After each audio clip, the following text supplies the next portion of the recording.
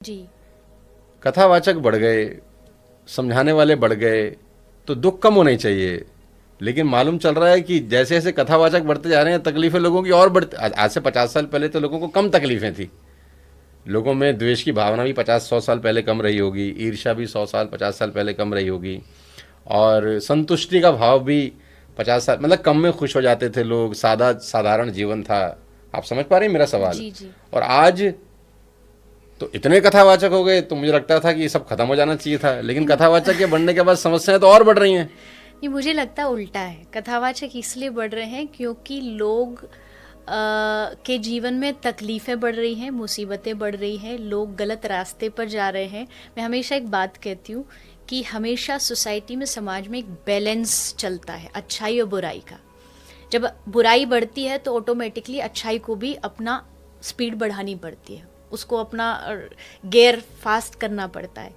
बात रही कि 50 साल पहले की हम बात कर रहे हैं, तो हम नेगेटिविटी तो कहीं से भी आ सकती है ना। नेगेटिविटी हमने जिस तरीके से आधुनिकता की और मटेरियलिस्टिक चीज़ों की ओर जितने हम इन्वॉल्व हो गए, हमने पूरी लाइफ उस पर डिपेंड करी, वो नेगेटिविटी वहाँ से आ रही है, वो वहाँ से हमें पास की जा रही है।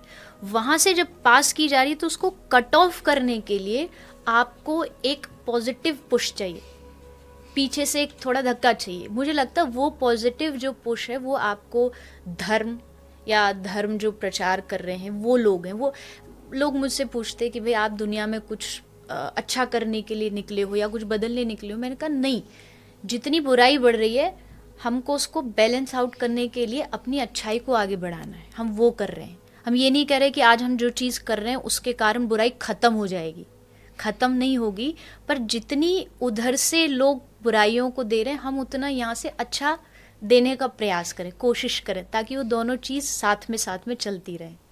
और दूसरी बात रही, देखो कथा, कथा का मतलब ये नहीं कि अगर आप कथा में आ गए तो आपकी दुख तकलीफ़ें, आपके दुख भगवान हर लेंगे।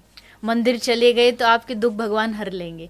कथा आपको दुखों से दूर नहीं करती, कथा आपको ये बताती है कि दुख में भी स्टेबल कैसे रहा जाता है। ये नहीं कि आप मेरी कथा में आए तो मैं कहूँ हाँ आपको आशीर्वाद मिल गया, आप कथा में आए हो, अब आपके जीवन में कभी दुख आएंगे ही नहीं। ये कैसे हो सकता है कि जीवन में दुख ना आए? आज से 50 साल पहले दुख थे, आज से 5000 साल पहले भी महाभारत युद्ध हुआ है। तो यानी कि केओस, लड़ाइयाँ, ये सब हमेशा से रहा है दुनिया में। शत्रु भी रहे हैं, बुराइयाँ भी रही है।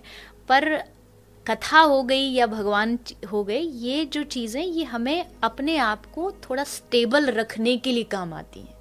कि कोई भी परिस्थिति ऐसी आई, सिचुएशन हमारे एकदम अगेंस्ट चली गई, फिर भी हम थोड़ा सा अपने आप को स्टेबल रखें, उसके लिए कथा काम आती है।